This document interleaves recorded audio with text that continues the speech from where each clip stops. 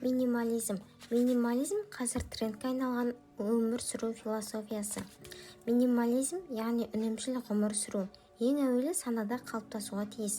Қазір қоғамның проблемасы аса қажет емес заттарды, құралдарды, киім-кешекті, азық-түлікті өмірлік зәрулік деңгейдегі қажеттілікке айналдырып алуында жатыр.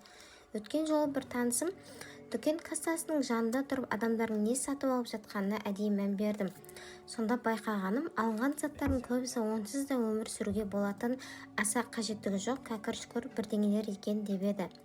Пайғамбарымыздың аллаң оған игілігі мен сәлемі болсын, бөлмесіндегі заттарға назар аударсаңыз, барынша минимализммен өмір сүргеніне көз жеткізесіз.